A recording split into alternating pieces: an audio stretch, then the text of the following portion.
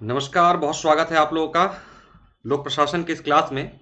आज हम लोगों ने पहली यूनिट पूरी की थी, उसके संदर्भ में जो क्वेश्चन बनते हैं उनके क्या क्या एक फॉर्मेट होना चाहिए आंसर का, उस पर छोटा सा डिस्कशन करेंगे। और आज ही मैं दूसरी यूनिट की भी वीडियो आपको शाम तक उपलब्ध कराऊंगा। तो चलिए एक एक करके देख लेते हैं जो भी हम लोगों ने टॉपिक डिस्कस किया। हम लोगों ने टॉपिक यहाँ पर क्या क्या देखे थे: अर्थ, महत्व, हम लोगों ने पहली यूनिट में जो पढ़ा मैं उसकी बात कर रहा हूं, क्षेत्र, साथ में हमने देखा इसका NPM, new public management, new public administration, लोक और निजी, पब्लिक एंड प्राइवेट में अंतर। ठीक, ये सारी चीजें हमने मुख्य मुख्य देखी। साथ में देखा कि विकासशील समाज में लोक प्रशासन का क्या महत्व है या क्या भूमिका है। तो एक एक को देखेंगे संकेतक के रूप में। अगर आप इस तरीके से चीजों को जो मैं उपलब्ध करा रहा हूं, अगर आप लोग इसको इस तरीके से करते रहेंगे तो आप लोगों के पास बहुत ही संक्षिप्त में चीजें उपलब्ध होंगी। और ये पता हो सॉरी ये पता होगा कि अगर इस तरीके के सवाल आते हैं तो हमें ये पॉइंट जरूर उसमें डाल रहेंगे। और ये जब पॉइंट डले रहेंगे तो आपके उत्तर जो है अच्छे माने जाएंगे, और वहां पर आपको जाहिर सी बात है नंबर आपको उचित रूप में मिलेगा। एडमिशन संबंधित कुछ भी समस्या आ रही हो, आप इस नंबर पर संपर्क कीजिए।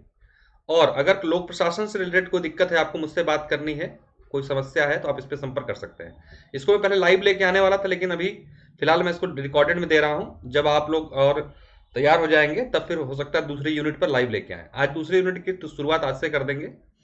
फिलहाल इसको देख लेते हैं। हम लोगों ने यूनिट 1 में जो है क्या क्या जो यूनिट 1 में हम लोगों ने चीजें को देखा था, यूनिट 1 का ये क्वेश्चन है। इसमें सबसे पहले हम देख रहे हैं, क्वेश्चन है कि लोक प्रशासन का क्षेत्र सदैव विस्तारशील है, टिप्पणी कीजिए। तो इसके क्षेत्र पे बात हो रही है इस क्वेश्चन पे। ठीक, लोक प्रशासन का अर्थ, प्रकृति और क्षेत्र यहां स्पष्ट करने के लिए बोल रहा है आपका। लोक प्रशासन को परिभाषित कीजिए बोल रहा है यहां पर, और इसके विषय क्षेत्रों और महत्व पर प्रकाश डालिए या आलोचनात्मक परीक्षण कीजिए। लोक प्रशासन पूर्ण प्रशासनिक क्रियाओं से कुछ कम नहीं, मतलब एक तरीके से इसकी भी महत्व के बारे में यहां बात कर रहा है इस सवाल में जो आपसे बात कर रहा है। लोक प्रशासन को परिभाषित कीजिए।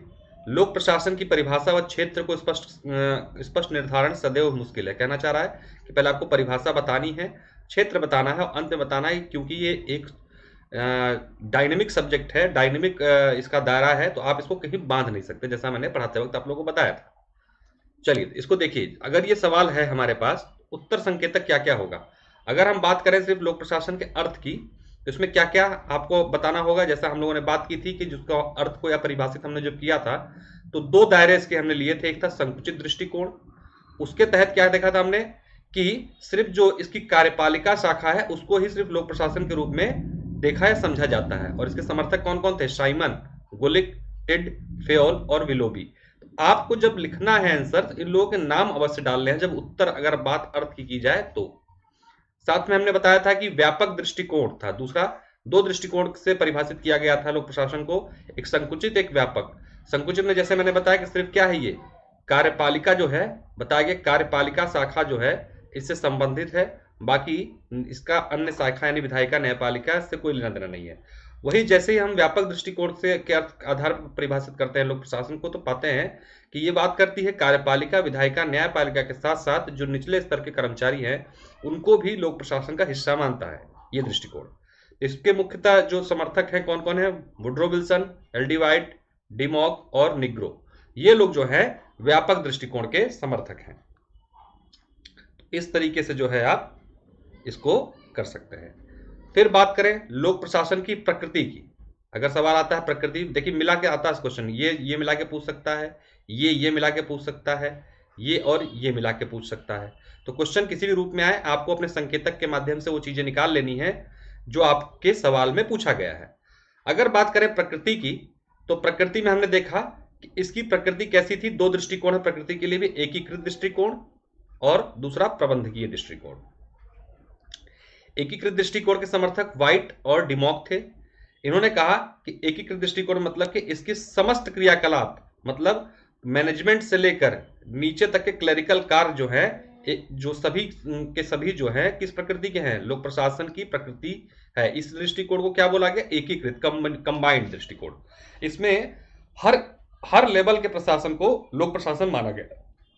लेकिन दूसरी ओर है प्रबंधकीय दृष्टिकोण, जिसके समर्थक आपके साइमन, स्मिथबर्ग और थॉमसन है, ये क्या कहते हैं, प्रबंधकीय दृष्टिकोण सिर्फ और सिर्फ हायर लेवल प्रशासन या प्रबंधन में होता है, निचले लेवल का जो काम होता है वो लोक प्रशासन के अंतर्गत नहीं आता है, ये दृष्टिकोण मानता है। ठीक है, तो प्रकृति को आप दो भागों में बांट के समझाएंगे, एकीकृत और प्रबंधकीय।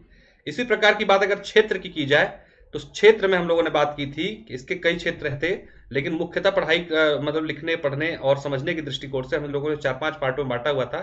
मुख्य है इसका संकुचित दृष्टिकोण, जैसा कि ये वाला दृष्टिकोण आपने अर्थ में बताया।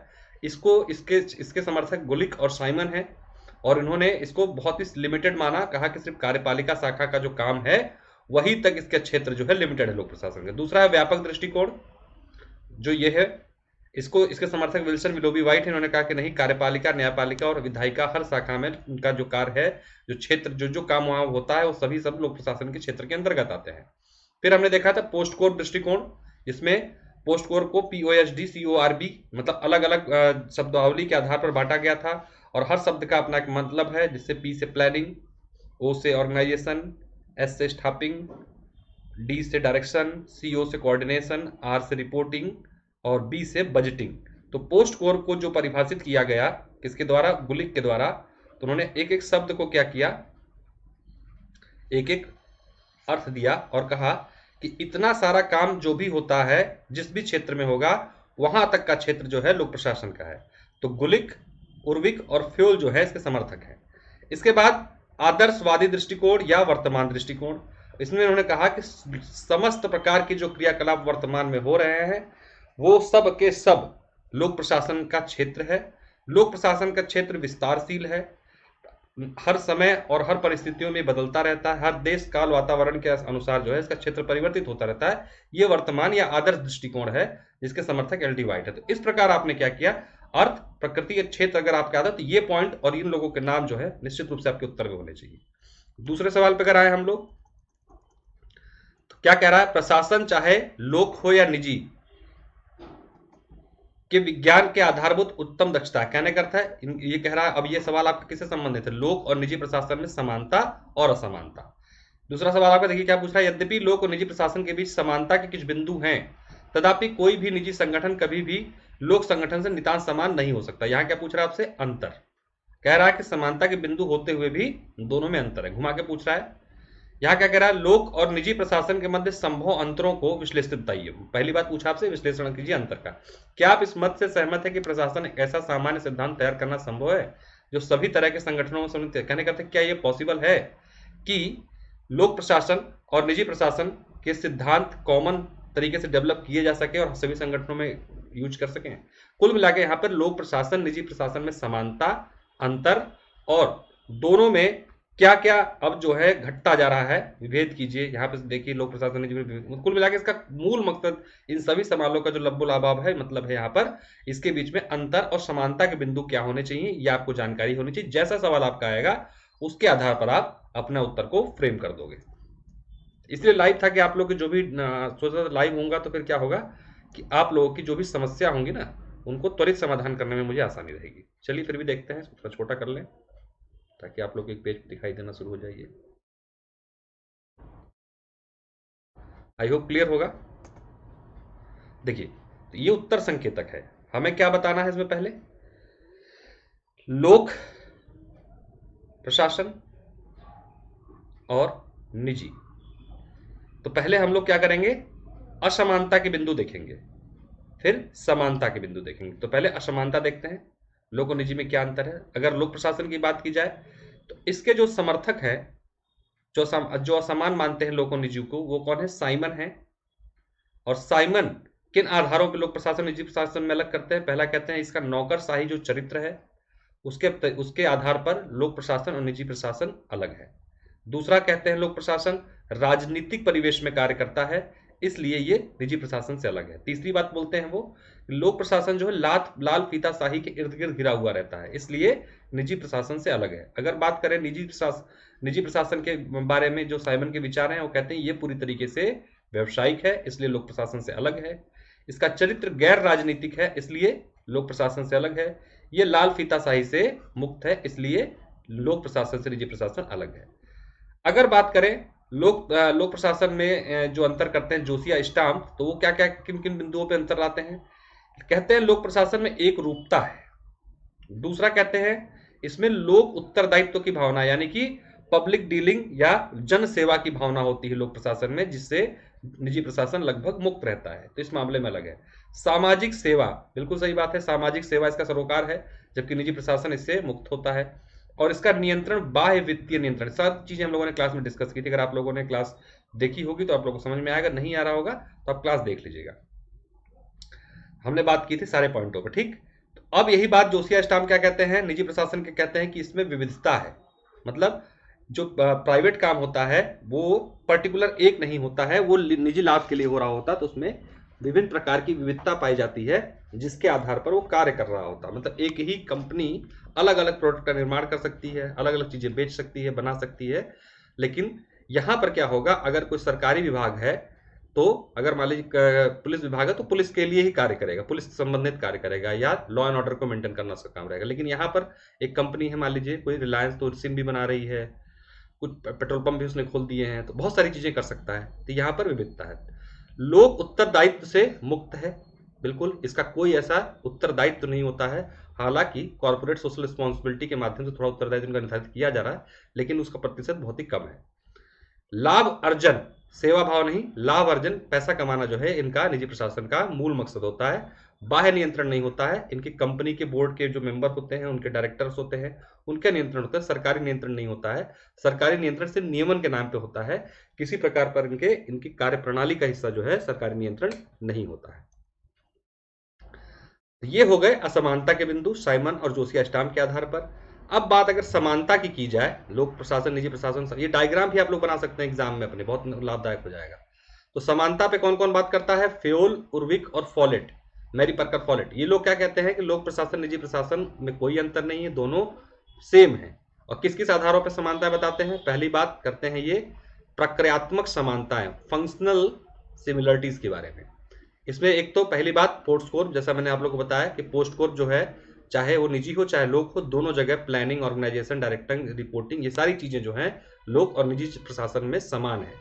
दूसरा क्लरिकल, जितने भी क्लरिकल काम होते हैं चाहे निजी प्रशासन हो वहां पे भी होगा, वहां का स्टाफ करता है, इसी प्रकार सरकारी प्रशासन में भी होता है। लेखा विधि, मतलब कागजी कार्रवाई या जो चीजें आपको लिख के रखी जाती हैं, लेटर्स जारी होते हैं, ये सारे काम जो हैं निजी और लोक दोनों जगह सेम है, इसलिए आप इसमें अंतर नहीं करना चाहिए। सांख्यिकीय कार्य, कहने का अर्थ है ऑडिटिंग का कार्य हो, चाहे डाटा बनाने का कार्य हो, डाटा फीडिंग का काम हो, ये सारे काम जो हैं आपके लोक और निजी दोनों जगह कॉमन रूप से पाए जाते हैं, इसलिए इनका कहना है कि इसमें अंतर नहीं करना चाहिए हमें। दूसरा, सामाजिक संदर्भ में दोनों की बढ़ती निष्ठा, उनका कहना है कि दोनों जो है अगर सामाजिक रूप से भी देखा जाए तो एक दूसरे के निकट आ रहे हैं। लोक प्रशासन लाभ उन्मुख की ओर और निजी प्रशासन कल्याण उन्मुख की ओर बढ़ता जा रहा है। कैसे? लोक प्रशासन लाभ उन्मुख की ओर कैसे जा रहा है, जो पीएसयू है वो क्या है सरकारी, लेकिन इनका उद्देश्य क्या है, पैसा कमाना, तो क्या हुआ, लोक प्रशासन किधर जा रहा है, लाभ उन्मुख की तरफ जा रहा है। निजी प्रशासन कल्याण उन्मुख की तरफ, कैसे, सी कॉर्पोरेट सोशल रिस्पॉन्सिबिलिटी, जो ये टर्म है इसके तहत क्या किया गया, कंपनी को अपने कुल कमाई का 2% जो है सामाजिक कार्यों पर खर्च करना पड़ेगा। तो इस आधार पर कहा जा सकता है कि दोनों के जो कार्य क्षेत्र हैं अदला बदली वाले कार्य क्षेत्र हैं, इसके साथ साथ अगर ऐसा हो रहा है तो इसके बीच में अंतर और करना, विभेद करना गलत होगा। नए प्रकार के उभरते संगठन, कुछ ऐसे संगठन उभर रहे हैं जिसके क्या है पीपीपी मॉडल पे काम हो रहा है, तो मिश्रित संगठन, अंतर्वर्ती संगठन, लेटरल एंट्री वाला, संकर संगठन, कुछ ऐसे संगठन सहकारिता वाले कंसेप्ट पे काम करते हैं। तो इन आधार पर भी इतनी समानता इनमें देखी जाती है, इसलिए इनमें अंतर करना जो है एक सिर्फ कल्पना वाली बात है, ऐसा फ्यूल, उर्विक और फॉलेट का मानना है। तो ये आपने अंतर के बिंदु, समानता के बिंदु एक उत्तर में देख लिए, और अगर आप इस एग्जाम में इसको डिस्क्राइब करके लिख देंगे तो जाहिर सी बात है नंबर आपके और लोगों से अच्छे ही आएंगे। अब बात करें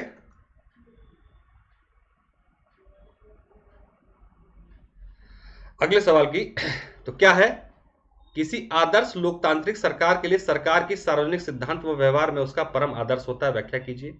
आज लोक प्रशासन सभ्य जीवन का रक्षक मात्र नहीं, वह सामाजिक न्याय तथा सामाजिक परिवर्तन का महान साधक भी है। लोक प्रशासन विधि के विरुद्ध सुव्यवस्थित उपयोगी है। लोक प्रशासन लोक विनीतियों कार्यान्वयन से संबंधित। कुल मिलाकर ये पूछ रहा है इसके महत्व, इसका महत्व और इसका बढ़ते महत्व के बारे में ये सवाल है।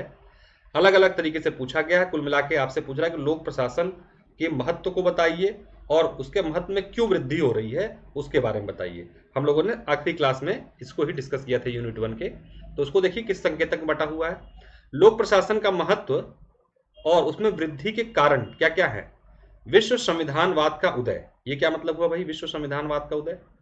इसमें क्या हुआ कि अब जो है मानव कल्याण के लिए इंटरनेशनली कार्य होने लगा है, और जब ऐसा होगा तो जाहिर सी बात है इसको निभाने की भूमिका इस जो विश्व संविधानवाद आया है, जैसे मानव अधिकार, बाल अधिकार, ये सब चीजों के लिए अगर कोई मशीनरी काम करेगी तो कौन करेगा? लोक प्रशासन ही तो करेगा। उसको लागू कौन करेगा भाई? लोक प्रशासन। तो जाहिर सी बात इसका महत्व बढ़ रहा है। कैसे? मानवाधिकार के संरक्षण के जो बिंदु हैं उसको अगर लागू करवाना है तो आपको सरकारी मशीनरी का सहारा लेना पड़ेगा। सशक्तिकरण आधारित विकास, महिला सशक्तिकरण है, विकलांग सशक्तिकरण है, या जो अन्य वर्ग हैं जिनको सशक्तिकरण की आवश्यकता है, अगर उनकी बात की जाए तो समाज कल्याण प्रशासन जो है आपका उस ओर कार्य करता हुआ हमें दिखाई देता है। लिंग समानता, महिलाओं के लिए जो आयोग बने हैं, या जो लिंग समानता अगर लागू करानी है तो आपको भ्रूण हत्या रोकनी पड़ेगी। तो इन सब चीजों को रोकने का, नियंत्रण करने का कार्य किसका है? आपका लोक प्रशासन का है। तो जाहिर सी बात इसकी भूमिका और महत्व बढ़ रहा है। बाल संरक्षण और बाल अधिकार, इसके लिए आपके लेबर इन्फोर्समेंट डिपार्टमेंट जो होता है वो ध्यान देता है कि बाल मजदूरी तो नहीं हो रही है, या बाकी इस तरीके से कई विभाग है राष्ट्रीय और राजकीय स्तर पर जो इन चीजों को देखते हैं, उनके लिए अधिकारी, नोडल अधिकारियों की नियुक्ति की जाती है। तो एक बहुत बड़ा कारण है विश्व संविधानवाद का उदय लोक प्रशासन के महत्व को और उसमें वृद्धि के कारण के लिए जिम्मेदार। सुशासन की अवधारणा, जैसे ही सुशासन की अवधारणा हमने लेके आए हैं भारत में या हर जगह, वैसे ही क्या हुआ, लोक प्रशासन का महत्व में बढ़ता हुआ दिखाई देता है। क्यों? क्योंकि अब अधिक जवाबदेहिता है प्रशासन के अंतर्गत, पारदर्शिता की डिमांड बढ़ी है, जन उन्मुखता बढ़ी है, विकेंद्रीकरण की प्रक्रिया बढ़ी है। इससे क्या हुआ है? लोक प्रशासन का महत्व बढ़ा है। लोक प्रशासन जो पहले राजकीय स्तर पर सिर्फ कार्य करता था या सेंट्रल लेवल पर काम करता है, विकेंद्रीकरण की वजह से क्या हुआ है, उसने कार्य करना शुरू किया कहाँ? लोकल, जैसे वीडीओ, विलेज डेवलपमेंट ऑफिसर। ठीक। वैश्विक चुनौतियां, वीडियो के साथ लेखपाल भी ले लीजिए आप लोग। तो ये क्या है? स्थानीय क्या कहते हैं कि प्रशासन के अंग हैं ये।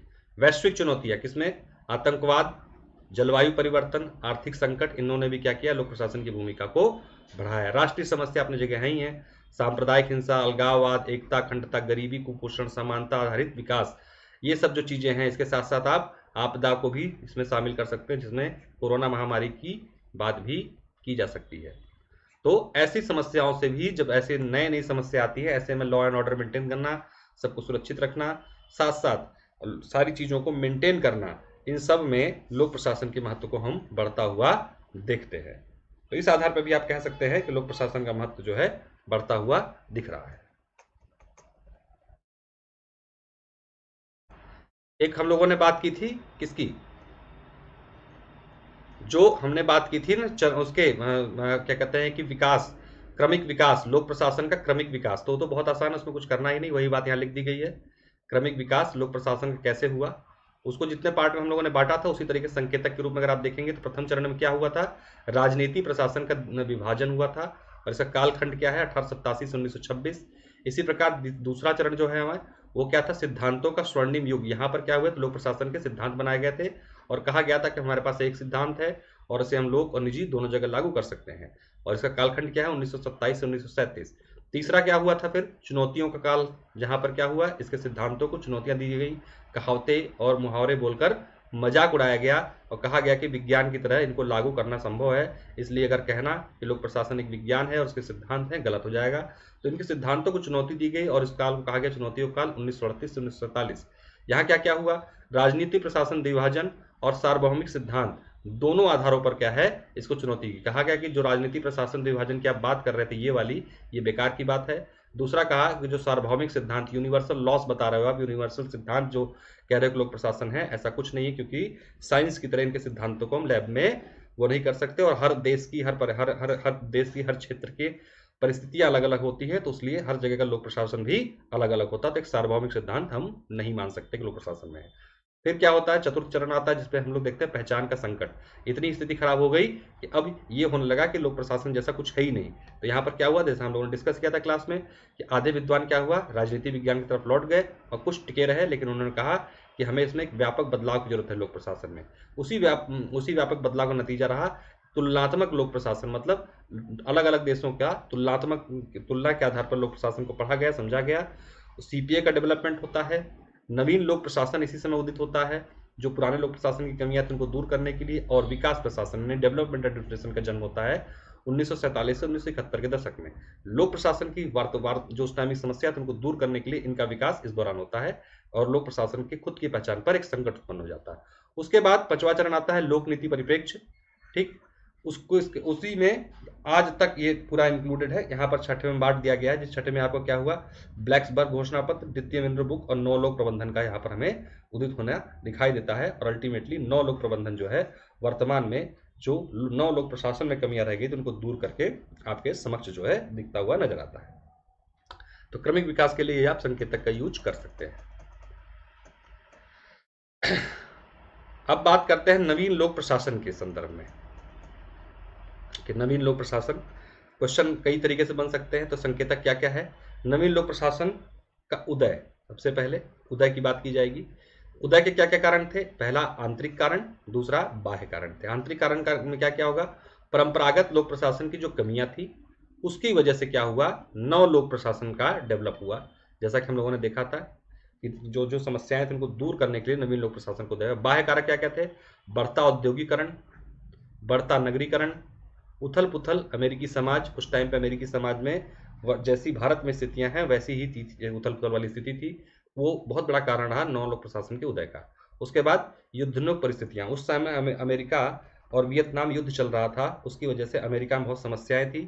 तो वहां पे युद्ध जनित परिस्थितियों के कारण भी एक बहुत बड़ी भूमिका रही नवीन लोक प्रशासन के उदय की। तो उदय के अगर सवाल आते तो आपको ये बिंदु लिख के अपने उत्तर को समेटना होगा, डिटेल करना होगा। फिर अगर बात विशेषताओं की जाए कि क्या विशेषताएं हैं, हम लोगों ने क्लास में डिस्कस किया था मूल्योन्मुख, मतलब वैल्यू से भरा हुआ होगा प्रशासन। जो पहले पूरी तरीके से फैक्चुअल प्रशासन था, उसको लोगों के मूल्यों से कोई सरोकार नहीं था। अब जो नवीन लोक प्रशासन की विशेषता क्या है? मूल्योन्मुख है, वैल्यू को ध्यान देगा फैक्ट के साथ साथ। दूसरी जन उन्मुख, लोगों के प्रति अधिक जिम्मेदारी वाला भाव रखेगा, न कि सिर्फ प्रक्रियाओं पे टिका रहेगा। विकेंद्रीकृत, एक हाथ में शक्तियों का न होके शक्तियों का बंटवारा, ये जो है नवीन लोक प्रशासन की महत्वपूर्ण विशेषता है। निश्चयवाद की आलोचना, मतलब एक जगह टिकेंगे नहीं, लचीलापन लेके आएंगे, ठीक है, जैसी परिस्थिति होगी उसके अनुसार कार्य करेंगे, लोक प्रशासन की विशेषता।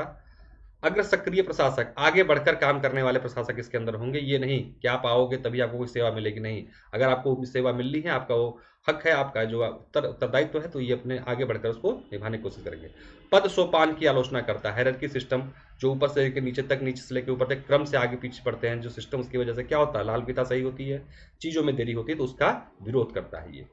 नौ लोक प्रशासन के तत्व क्या क्या है? प्रासंगिकता, प्रासंगिकता का अर्थ क्या हुआ यहाँ पर कि वो सभी कार्यों को प्रासंगिक तौर पे करेगा या प्रासंगिकता को निश्चित करके करेगा जो एक मानव कल्याण के लिए आवश्यक होंगे। मूल्य, जैसा मैंने बताया कि वैल्यू ओरिएंटेड होगा, सिर्फ फैक्चुअल ओरिएंटेड नहीं होगा, कि मूल्यों से भी काम, मूल्यों की बात करेगा कि भाई वर्तमान में, जैसा हम लोगों ने वहां डिसाइड भी किया था, आप लोगों को डिस्कस किया था क्लास में जब पढ़ा रहे थे कि जो एक डीएम साहब हैं जा रहे हैं, तो उसमें उसी आधार पे, मतलब कि लोगों को, जो लोगों की वैल्यू होगी, सिर्फ उनको, अगर हमारे कोई वृद्ध है उसके पास कोई कागज नहीं है और सिर्फ कागज न होने के आधार पर उसको राशन नहीं मिल पा रहा, तो इस चीज को देखेगा कि कागज से आगे बढ़कर हमें उसकी परिस्थितियों को भी देखना होगा। समता, मतलब सबको एक भाव देगा, एक भाव से देखेगा, सब सेवा भाव इसका सर्वप्रथम होगा, ये अमीर और गरीब के बीच में अंतर नहीं करेगा। परिवर्तनशीलता, अपनी नीतियों में परिस्थितियों के अनुसार परिवर्तनशीलता रहेगा, लचीलापन लेकर आएगा, ये इसके क्या है, तत्व है।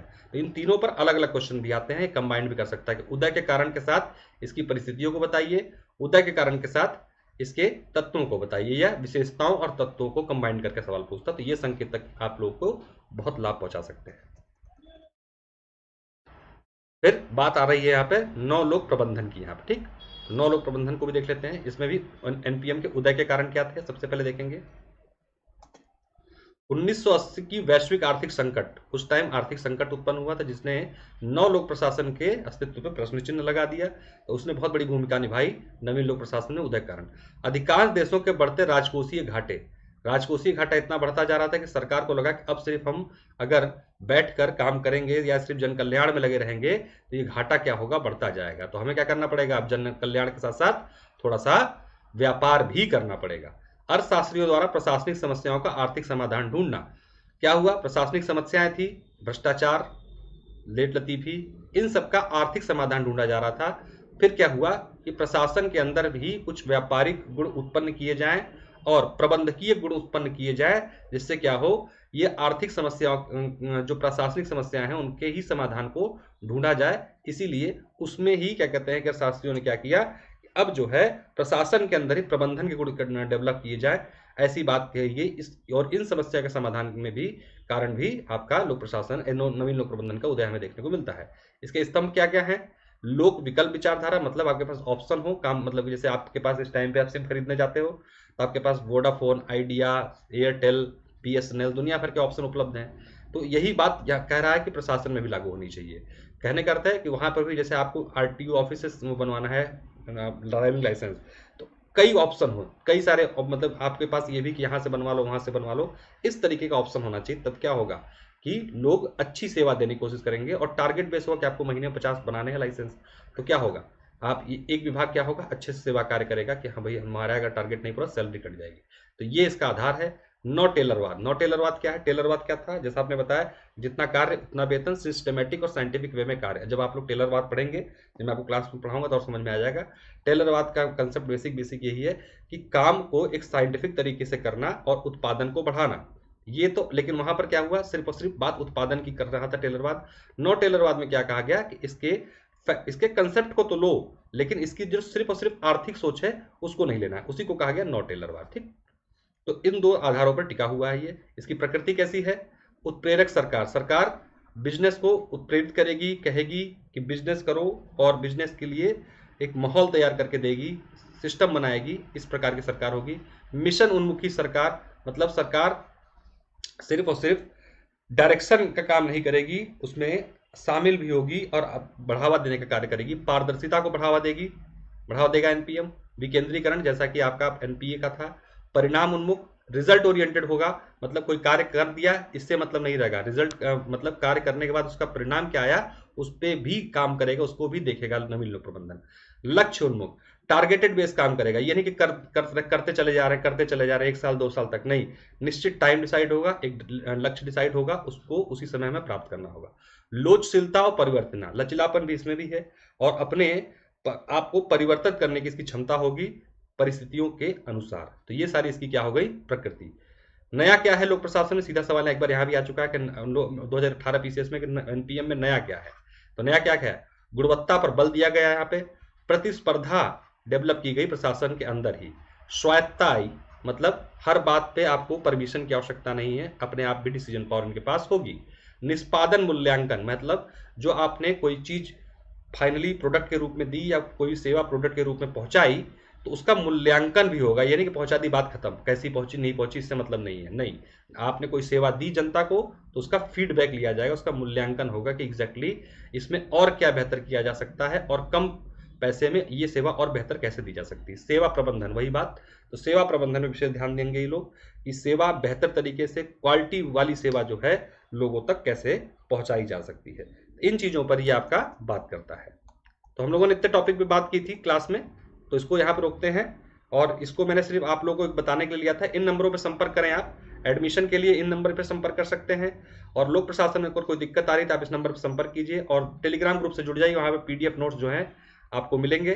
तो इसके साथ साथ आज से ही मैं दूसरी यूनिट पे भी काम करना शुरू कर दिया है। दूसरी यूनिट की वीडियो भी शाम तक आप लोग को उपलब्ध कराऊंगा। तो ये पहले इसको लाइव लेके आना चाह रहा था कि ताकि आप लोगों की क्या प्रतिक्रिया है, कहीं पूछो कहीं फंसो तो बात कर लेंगे, कोई बात नहीं, फिर आएंगे। ऐसे तो हर यूनिट में ही काम करेंगे हम लोग उत्तर संकेतक वाले, ताकि आप लोगों के पास शॉर्ट में बहुत अच्छी चीजें तैयार हो जाए। तो चलिए, बहुत बहुत धन्यवाद, नमस्कार, मिलते हैं शाम की वीडियो में।